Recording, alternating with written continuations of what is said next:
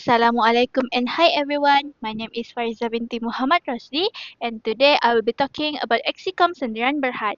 In this presentation, I will show you how Exicom is using digital tools to boost efficiency, innovation and customer satisfaction in Malaysia's ICT industry. Let's dive into how the digital supply chain, e-procurement and infrastructure help them stay ahead in the game. So, what is Exicom?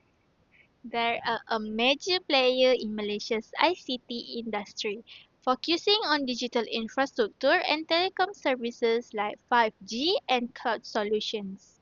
Let's take a look at how they use digital supply chain management, e-procurement, and digital infrastructure to improve efficiency and stay competitive.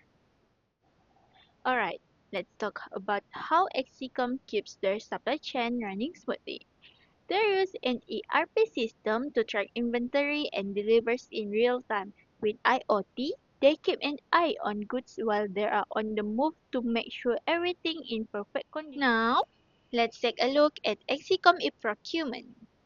They've got a supplier portal where suppliers can update info, track orders and submit invoice in real time, making everything quicker and reducing errors. Exicom also used online tenders for faster and more transparent bidding, ensuring they got the best deals. And with e-payment, transactions are streamlined. Let's dive into Exicom digital infrastructure. They've got cloud service and ERP integration to keep things flexible and scalable, while always having the real-time data they need for quick decisions.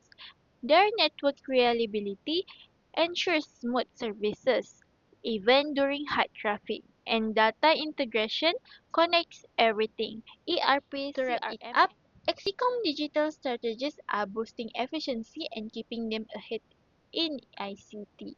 They are using cool tech, but still need a tackle challenge like system integration and cybersecurity.